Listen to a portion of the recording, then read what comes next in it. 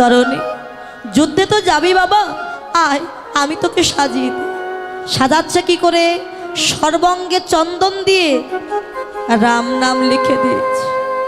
মা, আমি যার সঙ্গে যুদ্ধ করতে যাচ্ছি তুমি তারই নাম আমার অঙ্গে লিখে দিলে।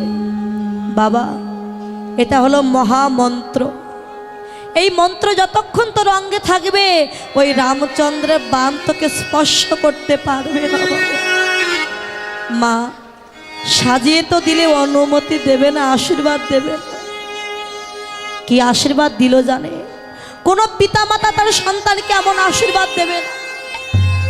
তরুণী, তরুণীর মাথায় হাত রেখে মা সরমা দেবী কাঁদতে কাঁদতে আশীর্বাদ দিলেন। বাবা তরুণী, তোর শিরে কর দিয়ে করি আশিস, তুই এই রাবণ বংশে যেন আর কোনোদিন ফিরে না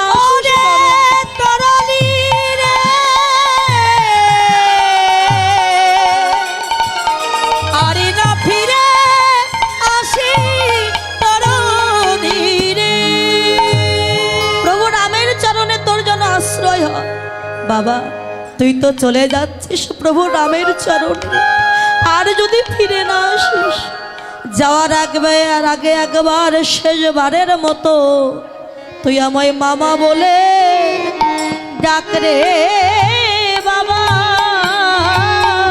তুই একবার মামা বলে আমায় ডাক রে, আমায় ডাকি রে বাবা। ওরে আমি যে মা ডাক শোনার বড় কাঙালিনী, একবার মামা বলে ডাক রে বাবা। মা ডাকি শোনা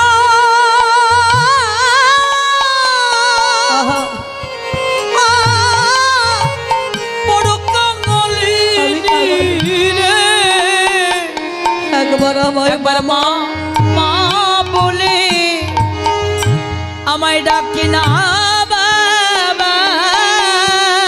একবার মা বলে ডাক। যদি কোনোদিন তোর বদনে আর মা ডাক শোনা না হয়, আমার মায়ের কাছ থেকে অনুমতি নিয়ে চলে গেল তার জেঠুমণি রাবণের কাছে। জেঠুমণি, ও জেঠুমণি, একই তরণী তোকে এমন করে কে সাজিয়ে দিয়েছে? জেঠুমণি, আমার মা আমায় সাজিয়ে দিয়েছে। রাবণ কেঁদে বললেন, তরণী, আমার রাক্ষস বংশে এখনো একজন রাম ভক্ত আছে। আমি যদি তোর মায়ের ভাসুর না হতাম, বড় না হতাম, তোর মায়ের চরণ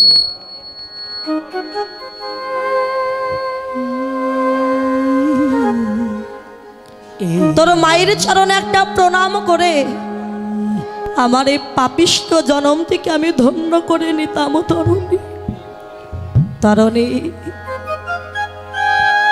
তরণী রে,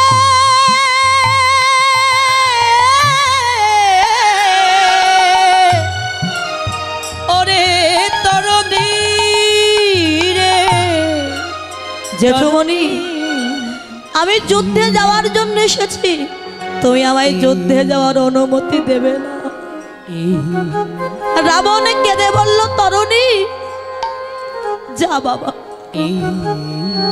আমার রাক্ষস কুল তো সবাই প্রভু রামের চরণ পেল, আশীর্বাদ করি তুইও যেন রামের চরণে আশ্রয় পাস বাবা। রামচন্দ্র যেন তোকে কৃপা করে। যা বাবা। আশীর্বাদ দিলে তরুণী চলে গেছে যুদ্ধক্ষেত্রে, যুদ্ধের ময়দান। যুদ্ধক্ষেত্রে দাঁড়িয়ে দেখছে কেউ কোথাও না। ভগবানকে না ডাকলে কি ভগবান আসে? যুদ্ধক্ষেত্রে দাঁড়িয়ে বললেন, কোথায় রামচন্দ্র? বাহিরে এসো, আমি তোমায় যুদ্ধের অনুমতি, আমি তোমায় আহ্বান করলাম, বাহিরে এসো। রামচন্দ্র, বিভীষণ, লক্ষণ বাহিরে এসে দাঁড়িয়ে। রামচন্দ্র বললেন, বিভীষণ, কে ওই পুত্র, তুমি ওকে চেনো? বিভীষণ দেখছে আজকে যদি আমার পুত্রের পরিচয় আমি প্রভুকে দেই, প্রভু তো আমার সন্তানকে উদ্ধার করবে না। আমার সন্তান যে প্রভুর চরণ পাবে না। নিজের সন্তানকে প্রভুর চরণ লাভ করিয়ে দেওয়ার জন্য কি বললেন জানেন? প্রভু, আমি ওই বালককে চিনি, হয়তো রাবণ বংশে কোনো বংশধর হবে। রামচন্দ্র বললেন, বালক, আমি তোমার কাছে যুদ্ধে পরাজয় স্বীকার করছি, তুমি তোমার মায়ের কাছে ফিরে যাও। শোনো রামচন্দ্র, বিনা যুদ্ধে আমি জয়ী হতে রাজি নও, তুমি আমার সঙ্গে যুদ্ধ করো। আরে এইটুকু বয়স, এখনো বদন থেকে মাতৃস্তনে দুধের গন্ধ যায়নি, আর আমার সঙ্গে যুদ্ধ করতে চাইছি? শোনো বালক, তুমি তোমার মাকে সন্তান হারা করো না। আমি তো বলছি, আমি তোমার কাছে পরাজয় স্বীকার করছি, তুমি তোমার মায়ের কোলে ফিরে যাও। তরুণী সেন বললেন, শোনো রামচন্দ্র, তুমি যদি আমার সঙ্গে যুদ্ধ না করো, আমি তোমার সীতার চুলির মুঠি ধরে টানতে টানতে নিয়ে গিয়ে আমার প্রভু, আমার জেঠুমণি রাবণের বাম পাশে গিয়ে বসিয়ে দেব। কি যত বড় মুখ নয় তত বড় কথা, আয় তোকে আর যুদ্ধের স্বাদ মিটিয়ে দেব। ভক্ত ভগবানের যুদ্ধ শুরু হয়ে গেল।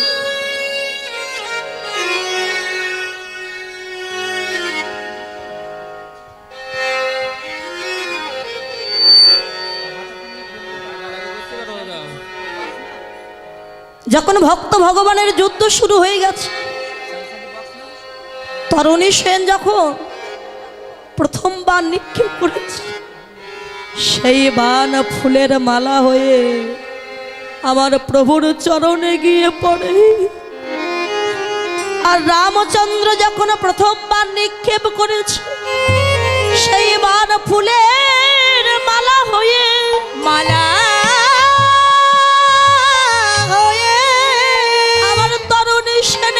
গলায় গিয়ে পড়েছে। এমনি ভাবে কেউ কাউকে পরাজিত করতে পারছে না।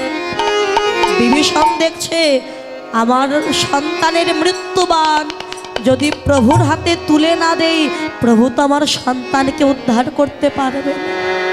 প্রভু, এই নাও বৈষ্ণব বাণ, এই বাণ দিয়ে তুমি ওই পুত্রকে বধ করো।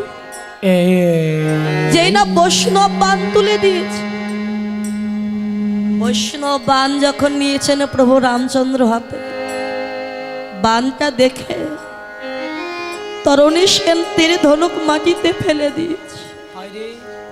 ফেলে দিয়ে এমন করে করজোড়ে দাঁড়িয়ে কাছে আর মনে মনে বলে, প্রভু তোমার চরণে আমার একটু আশ্রয় দাও প্রভু।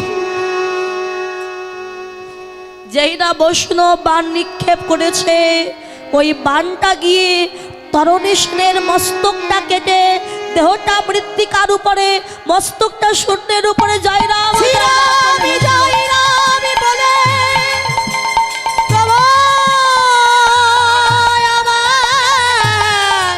কৃপা করো।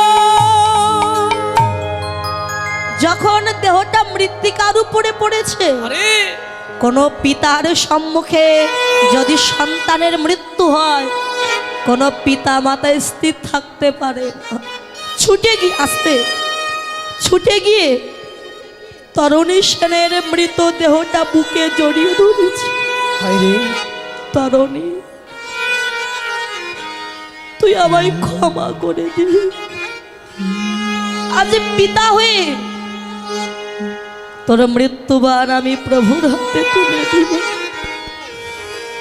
রামচন্দ্র দেখছেন বিভীষণ কাজ। বিভীষণ, আমি তো একে একে রাক্ষস কুলের সবাইকে উদ্ধার করলাম, কোনোদিন তো তোমার চোখে আমি এক ফোঁটা জল দেখি, আজকে তুমি কাঁদছো? সত্যি করে বলো, কে ওই বালক, কি তার আসল পরিচয়? প্রভু শুনবে, তুমি শুনবে ওকে, ও যে আর কেহ নয়, এই অধমের একমাত্র বাবা বলা ধর, বুকের মানিক তরণী সে যে আমার বাবা বলা ধর, একমাত্র বুকের মানে, সে যে আমার তরুণী। কি করেছে বিভীষণ? নিজের পুত্রের মৃত্যুবান তুমি আমার হাতে তুলে দি। প্রভু, আমার পুত্রের মৃত্যুবান তোমার হাতে যদি তুলে না দিতাম, আমার সন্তান যে তোমার চরণে পেত না। আমি আমার সন্তানের জন্য কাঁদছি না। যে ভগবানের চরণ পেল তার জন্য কাঁদবো কেন? কাঁদছি কেন জানো? তুমি তো একে একে সবাইকে উদ্ধার করো, কিন্তু বলো বলো দয়াময়, এই জগতে আমার গতি কি বা হবে? বলো বলো বলো আমার গতি,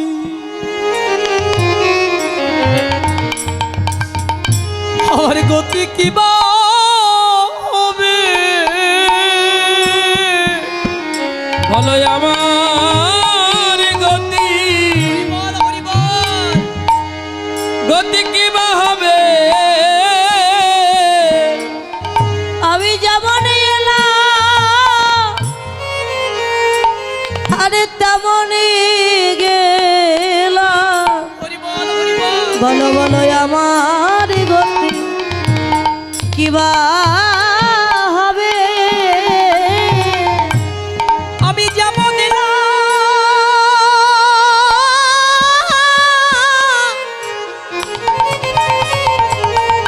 তেমনি গেলাম।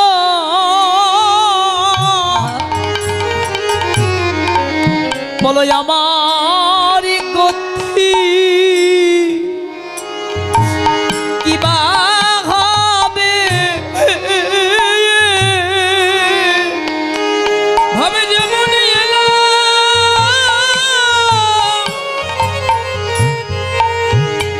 আমি তেমনি গেলাম। দয়া বলো আমার গতি কি বা হবে? আমি যেমনই এলাম তেমনই গেলাম। আমি কি তোমার চরণ পাবো না? কেঁদো না বিভীষণ, আশীর্বাদ করলাম একে একে চারি যুগ তুমি আমার কৃপা পাবে। রামচন্দ্র দেখছে তরুণী সেনের মস্তকটা শূন্যের উপরে জয় রাম বলে ভেসে বেড়াচ্ছে। মস্তকটা বুকে জড়িয়ে ধরে রামচন্দ্র কেঁদে বললেন, তরুণী তুই তো আমার পরম ভক্ত, এ জন্মে তো পাওয়া হলো না তোর সঙ্গ, তাই আগত দাপর যুগে তুই হবি আমার মরম সখা আর আমি হব কৃষ্ণ। তুই যাওয়ার বেলায় যে সুবল বলে যাচ্ছিস, আশীর্বাদ করলাম দাপর যুগে মরম সখা হবি, তোর নাম হবে সুবল। সেদিন তোর মতো ভক্তের সঙ্গ করে আমার জনম আমি ধন্য করে নেব। তরণী তরণী রে, ওরে আমার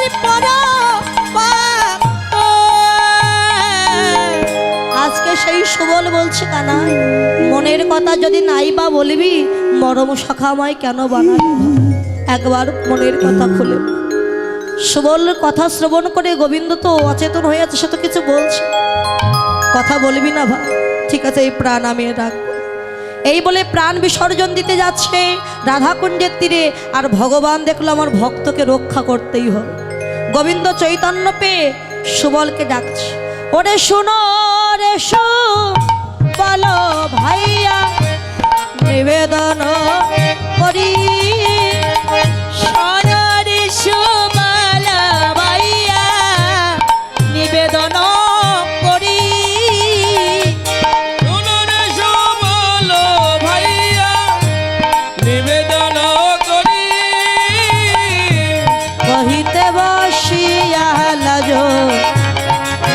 কহিলে মরি ওরে কহিতে বাঁচিয়া লাজ না